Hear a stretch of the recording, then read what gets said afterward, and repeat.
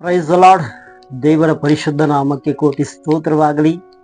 ಪ್ರೀತಿಯ ದೇವಜನರೇ, ವಿಶ್ವಾಸಿಗಳೇ, ನಿಮ್ಮ ಪ್ರತಿಯೊಬ್ಬೊಬ್ಬರನ್ನ ಕರ್ತನಾದ ಕ್ರಿಸ್ತ ಯೇಸುವಿನ ನಾಮದಲ್ಲಿ ನಾನು ವಂದಿಸ್ತಾ ಇದ್ದೀನಿ. ನಿಜವಾಗಲೂ ಪ್ರೀತಿಯ ದೇವಜನರೇ, ವಿಶ್ವಾಸಿಗಳೇ, ನೀವು ಪ್ರತಿಯೊಬ್ಬೊಬ್ಬರು ಬಹಳ ಚೆಂದಾಗಿದ್ದೀರಾ ಎಂಬುದಾಗಿ ನಾವು ನಂಬುತ್ತಿದ್ದೀವಿ. ಯಾಕೆಂದರೆ ನಮ್ಮ ಕರ್ತನು ಒಳ್ಳೆಯವನು. ಆತನನ್ನ ಹುಡುಕಿ ಬಂದಂತ ಪ್ರತಿಯೊಂದು ದೇವರ ಮಕ್ಕಳಿಗೆ ಆತನು ಒಳ್ಳೆಯದನ್ನೇ ಮಾಡುವಂತ ಕರ್ತನಾಗಿದ್ದಾನೆ. ಒಂದು ನಿಮಿಷವಾಗಿ ಕಣ್ಗಳನ್ನು ಮುಚ್ಚಿ ನಾವು ಪ್ರಾರ್ಥನೆ ಮಾಡೋಣ. ಅಪ್ಪ ಪರಿಶುದ್ಧವಾದ ಒಳ್ಳೆ ತಂದೆಯೇ, ನಿಮ್ಮನ್ನು ಸ್ತುತಿಸ್ತಾ ಇದ್ವಿ, ಕೊಂಡಾಡ್ತಾ ಇದ್ವಿ, ಮಹಿಮೆ ಪಡಿಸ್ತಾ ಇದ್ವಿ. ಈ ಒಂದು ಒಳ್ಳೆ ಸಮಯಕ್ಕಾಗಿ ನಾವು ಸ್ತೋತ್ರವನ್ನ ಮಾಡ್ತಾ ಇದ್ವಿ. ಈ ಒಂದು ಸಮಯವನ್ನ ದೇವರ ಕಾರ್ಯಗಳನ್ನ, ಉದ್ದೇಶಗಳನ್ನ, ಈ ಒಂದು ಸ್ವಾಮಿ ದೇವರ ವಾಕ್ಯಗಳನ್ನ ಆಶೀರ್ವದಿಸಿ ಕೇಳುವಂತ ನಿನ್ನ ಮಕ್ಕಳು ದೇವರ ಮನನೇತ್ರಗಳು ತೆರೆಯಲ್ಪಡಲಿ, ಯೇಸುವಿನ ನಾಮದಲ್ಲಿ ತಂದೆಯೇ, amen. Okay, price the lord. ದೇವರ ಪರಿಶುದ್ಧ ನಾಮಕ್ಕೆ ಸ್ತೋತ್ರವಾಗಲಿ. ಪ್ರಿಯರಾದವರೇ, ನನ್ನ ಹೆಸರು ಪಾಸ್ಟರ್ ಆಂಥೋನಿ ರಾಜ್ ಅಂತ ಹೇಳಿ ನಿಮ್ಮ ಪ್ರತಿಯೊಬ್ಬೊಬ್ಬರಿಗೂ ಕರ್ತನಾದ ಯೇಸು ಕ್ರಿಸ್ತನ ನಾಮದಲ್ಲಿ ಮತ್ತೊಂದು ವರ್ತಿಯಾಗಿ ನಾನು ವಂದಿಸ್ತಾ ಇದ್ದೀನಿ. ಪ್ರಿಯರಾದವರೇ, ನೀವು ಪ್ರತಿಯೊಬ್ಬೊಬ್ಬರು ಈ ಒಂದು ಯೂಟ್ಯೂಬಿನಲ್ಲಿ ಬರುವಂತ ಎಲ್ಲ ರೀತಿಯಾದ ದೇವರ ವಾಕ್ಯಗಳನ್ನ ಕೇಳಿ ಆಶೀರ್ವದಿಸಲ್ಪಡ್ತಾ ಇದ್ದೀರಾ. ಅದಕ್ಕಾಗಿ ನಾನು ದೇವರ ನಾಮಕ್ಕೆ ಸ್ತೋತ್ರವನ್ನ ಮಾಡ್ತಾ ಇದ್ದೀನಿ. ಅನೇಕರು ಒಳ್ಳೆ ಕಮೆಂಟ್ಸ್ ಮಾಡ್ತಾ ಇದ್ದೀರಾ, ಅನೇಕರು ಕಾಲ್ಸ್ ಕೂಡ ಮಾಡ್ತಾ ಇದ್ದೀರಾ. ಆದ ಕಾರಣ ಪ್ರೀತಿಯ ದೇವ ಜನರೇ, ನಿಮ್ಮ ಪ್ರತಿಯೊಬ್ಬೊಬ್ಬರನ್ನ ದೇವರು ಆಶೀರ್ವದಿಸಿ ದಾರಿ ನಡೆಸಲಿ. ದೇವರ ನಾಮಕ್ಕೆ ಸ್ತೋತ್ರವಾಗಲಿ. ಪ್ರಿಯರಾದವರೇ, ಈ ದಿನದಲ್ಲಿ ನಮ್ಮ ಸಂದೇಶದ ಒಂದು ಪೀಠಿಕೆ ಏನಂದ್ರೆ, ಕ್ರೈಸ್ತರು ಮಾಡಬೇಕಾಗಿರುವಂತ ಸತ್ಕಾರ್ಯಗಳು. Praise the lord.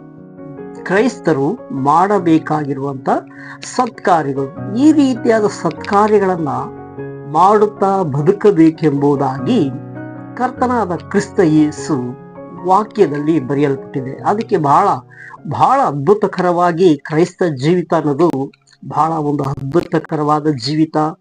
ಯೇಸು ಕ್ರಿಸ್ತನನ್ನು ನಂಬಿ ಜೀವಿಸುವುದು ಅದು ಏನೋ ಒಂದು ಸ್ವಾರಸ್ಯ ಇಲ್ಲದ ಜೀವನವಲ್ಲ. ಪ್ರತಿಯೊಬ್ಬರ ಕ್ರೈಸ್ತರ ಜೀವಿತಕ್ಕೆ ಒಂದು ಒಳ್ಳೆ ಅರ್ಥ ಗರ್ಭಿತವಾದ ಜೀವನವಿರ್ತದೆ. ಅವರ ಜೀವಿತವು ಯಾಕೆ ನಾವು ಈ ಲೋಕದಲ್ಲಿ ಸೃಷ್ಟಿಸಲ್ಪಟ್ಟಿದ್ವಿ, ಕ್ರಿಸ್ತ ಯೇಸುವನ್ನು ನಾನು ನಂಬಿಕೊಂಡು ಜೀವಿಸುವುದರಿಂದ ನನ್ನ ಜೀವಿತವು ಎಷ್ಟು ಒಂದು ಅಮೂಲ್ಯ, ನನ್ನ ಜೀವಿತ ಎಷ್ಟು ಒಂದು ಮಹತ್ಕರವಾದ ಕಾರ್ಯದಿಂದಲೂ ಉದ್ದೇಶದಿಂದಲೂ ಅದು ಅಡಕವಾಗಿದೆ ಎಂಬುದಾಗಿ ಕ್ರೈಸ್ತ ಜೀವಿತವು ಆ ರೀತಿಯಾದ ಒಂದು ದೊಡ್ಡ ಅದ್ಭುತಕರವಾದ ಜೀವಿತವಾಗಿದೆ. ದೇವರ ನಾಮಕ್ಕೆ ಸ್ತೋತ್ರವಾಗಲಿ. ಆದ ಕಾರಣ ಪ್ರಿಯರಾದವರೇ, ನಾವು ವಾಕ್ಯದಲ್ಲಿ ನೋಡೋಣ ಕ್ರೈಸ್ತರ ಜೀವಿತ ಅನ್ನೋದು ಹೇಗೆಂಬುದಾಗಿ. ಕ್ರೈಸ್ತರ ಜೀವಿತ ಹೇಗೆ?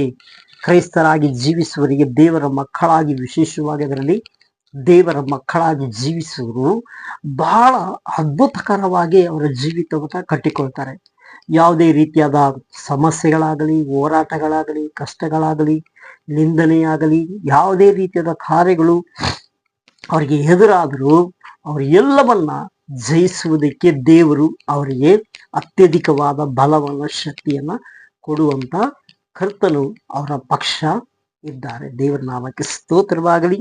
ಎಫೆಸರಿಗೆ ಬರೆದ ಪತ್ರಿಕೆ 2ನೇ ಅಧ್ಯಾಯ 10ನೇ ವಾಕ್ಯ ಹೀಗೆ ಹೇಳ್ತದೆ, ನಾವು ಆತನ ನಿರ್ಮಾಣ, ಸತ್ಕಾರ್ಯಗಳನ್ನ ಮಾಡುವುದಕ್ಕಾಗಿ ಕ್ರಿಸ್ತ ಯೇಸುವಿನಲ್ಲಿ ಸೃಷ್ಟಿಸಲ್ಪಟ್ಟವು. ನಾವು ಸತ್ಕಾರ್ಯಗಳನ್ನ ನಡೆಸುವರಾಗಿ ಬದುಕಬೇಕೆಂದು ದೇವರು ನಮ್ಮನ್ನ ಮೊದಲೇ ನೇಮಿಸಿದ್ದಾನೆ. ದೇವರ ನಾಮಕ್ಕೆ ಸ್ತೋತ್ರವಾಗಲಿ. ನಾವು ಏನಾಗಿದ್ದೀವಿ ಅಂದ್ರೆ ಆತನ ನಿರ್ಮಾಣ, ಸತ್ಕಾರ್ಯಗಳನ್ನ ಮಾಡುವುದಕ್ಕಾಗಿ ನಾವು ಕ್ರಿಸ್ತ ಯೇಸುವಿನಲ್ಲಿ ಸೃಷ್ಟಿಸಲ್ಪಟ್ಟು ಸತ್ಕಾರ್ಯಗಳನ್ನ ನಡೆಸುವರಾಗಿ ಬದುಕಬೇಕೆಂದು ಮೊದಲೇ ನಾವು ನೇಮಿಸಲ್ಪಟ್ಟಿದ್ದೀವಿ. ದೇವರ ನಾಮಕ್ಕೆ ಸ್ತೋತ್ರವಾಗಲಿ. ಪ್ರತಿಯೊಬ್ಬರ ಕ್ರೈಸ್ತರ ಜೀವಿತದಲ್ಲಿ ಅನೇಕರು ನಾವು ಆತನ ನಿರ್ಮಾಣವಾಗಿದ್ದೀವಿ.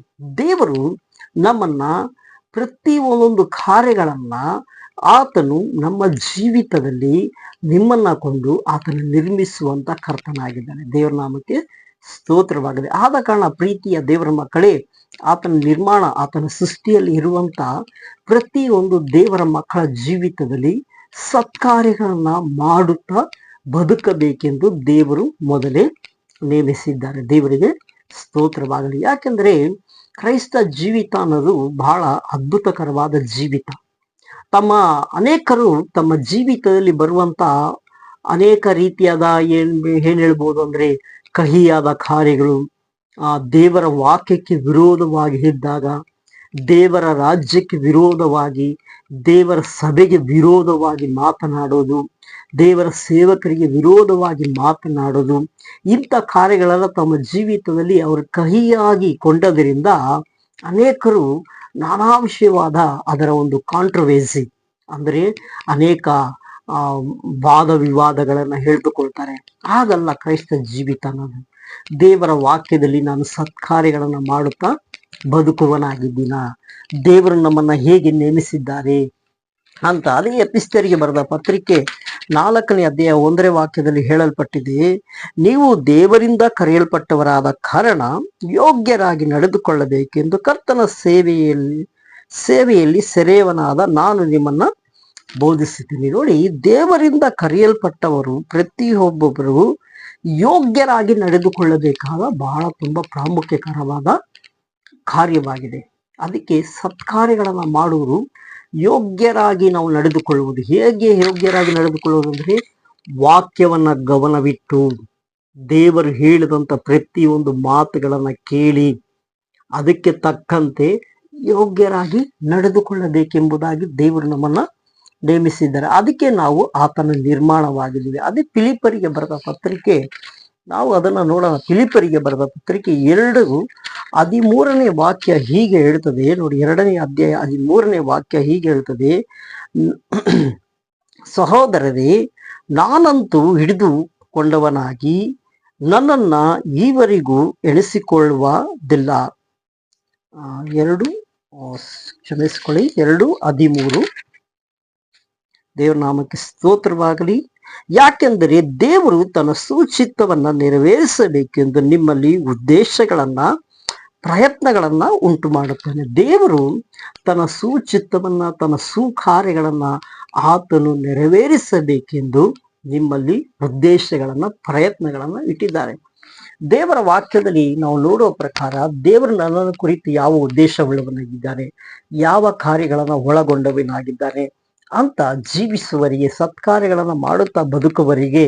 ಅದಕ್ಕೆ ಹೇಳ್ತದೆ ಜ್ಞಾನೋಕ್ತಿಗಳಲ್ಲಿ 10ನೇ ಅಧ್ಯಾಯ 22ನೇ ವಾಕ್ಯ ಹೇಳ್ತದೆ, ಯೆಹೋವನ ಆಶೀರ್ವಾದವು ಭಾಗ್ಯದಾಯಕವು, ಅದು ಯಾವ ವ್ಯಸನವನ್ನ ಕೂಡಿಸೋದಿಲ್ಲ. ದೇವರ ವಾಕ್ಯ ಹೇಳಿದ ಪ್ರಕಾರವಾಗಿ ದೇವರ ಆಶೀರ್ವಾದ ಭಾಗ್ಯದಾಯಕವಾಗಿದೆ, ಅದು ಯಾವ ವ್ಯಸನವನ್ನ ಕೂಡಿಸೋದಿಲ್ಲ. ಹೀಗೆ ದೇವರ ಆಶೀರ್ವಾದವನ್ನ ಪಡೆದುಕೊಂಡವರಾಗಿ ಜೀವಿಸುವಾಗ ಯಾವುದೇ ರೀತಿಯಾದ ಇತರರ ಮೇಲೆ ಕಹಿ ಮನೋಭಾವನೆ ಆಗಲಿ, ಸಭೆಯ ಮೇಲೆ ಕಹಿ ಮನೋಭಾವನೆ ಆಗಲಿ, ಸೇವಕರ ಮೇಲೆ ಕಹಿ ಮನೋಭಾವನೆ ಆಗಲಿ, ತಪ್ಪಾದ ಹೇಳಿಕೆಯನ್ನು ಕೊಡುವುದಾಗಲಿ ಹಾಗೆ ಇರುವುದಿಲ್ಲ.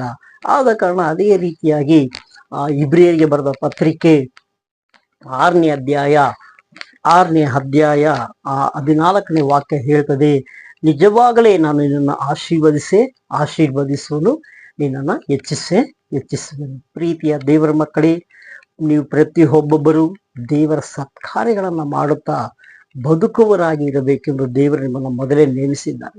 ಆದ ಕಾರಣ ದೇವರ ಸತ್ಕಾರ್ಯಗಳನ್ನ ಮಾಡುವರಾಗಿ ಆತನಲ್ಲಿ ನೆಲೆಗೊಂಡು ಬಾಳಿ ನಿಶ್ಚಯವಾಗಲು ದೇವರು ನಿಮ್ಮ ಜೀವಿತವನ್ನ ಆಶೀರ್ವದಿಸ್ತಾರೆ.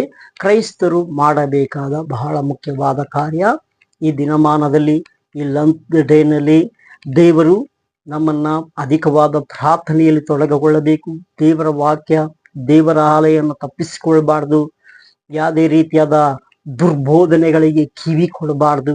ಸತ್ಯವೇದಲ್ಲಿ ಏನು ಹೇಳಲ್ಪಟ್ಟಿದೆಯೋ, ದೇವರು ತನ್ನ ಸ್ವಾರ್ಥದಿಂದ ಸಂಪಾದಿಸಿಕೊಳ್ಳಲ್ಪಟ್ಟ ಸಭೆಯಲ್ಲಿ ಪ್ರಾರ್ಥನೆ ಮಾಡಬೇಕೆಂದು ಆತನು ನೇಮಿಸಿದ್ದಾನು. ಅದನ್ನ ತಪ್ಪಿಸಿಕೊಳ್ಳಬಾರದು. ದುರ್ಬೋಧನೆಗೆ ಕಿವಿ ಕೊಡಬೇಡಿ, ಪ್ರಾರ್ಥನೆ ಮಾಡೋಣ. ಪರಿಶುದ್ಧವಾದ ಒಳ್ಳೆ ತಂದೆ, ನಿಮ್ಮನ್ನು ಸ್ತುತಿಸ್ತಾ ಇದೀವಿ, ಕೊಂಡಾಡ್ತಾ ಇದೀವಿ, ಮಹಿಮೆ ಪಡಿಸ್ತಾ ಇದೀವಿ. ಕರ್ತನಾದ ದೇವರೇ, ಈ ಒಂದು ಒಳ್ಳೆ ಸಮಯಕ್ಕಾಗಿ ನಾವು ಸ್ತೋತ್ರವನ್ನ ಮಾಡ್ತಾ ಇದೀವಿ. ಕರ್ತನೆ, ಈ ಒಂದು ಸಮಯವನ್ನ ಆಶೀರ್ವದಿಸಿ ಕೊಟ್ಟದಕ್ಕಾಗಿ ಸ್ತೋತ್ರ. ಈ ವಾಕ್ಯವನ್ನ ಕೇಳಿದಂತ ಎಲ್ಲ ನಿನ್ನ ಮಕ್ಕಳನ್ನ ಆಶೀರ್ವಾದ ಮಾಡು, ಅಭಿವೃದ್ಧಿಗೊಳಿಸು, ಯೇಸುವಿನ ನಾಮದಲ್ಲಿ ತಂದೆಯೇ, ಆಮೇನ್. Price the lord. ದೇವರು ನಿಮ್ಮ ಪ್ರತಿಯೊಬ್ಬರನ್ನ ಆಶೀರ್ವದಿಸಲಿ. ಮತ್ತೊಂದು ವರ್ತಿಯಾಗಿ ಇನ್ನೊಂದು ವಿಡಿಯೋಲಿ ಭೇಟಿ ಮಾಡೋಣ. ಈ ಸಂದೇಶ ನಿಮ್ಗೆ ಇಷ್ಟವಾಗಿದ್ದರೆ ಇತರರಿಗೂ ನೀವು ಇದನ್ನ ಶೇರ್ ಮಾಡಿ, ಅದನ್ನ ಕೇಳಿ ಅನೇಕರು ಆಶೀರ್ವದಿಸಲ್ಪಡಲಿ. ಕೇಳಿದಂತ ನಿಮ್ಮನ್ನ, ನಿಮ್ಮ ಕುಟುಂಬವನ್ನ ದೇವರು ನಿಶ್ಚಯವಾಗಲು ಆಶೀರ್ವದಿಸ್ತಾನೆ. ಆಮೇನ್.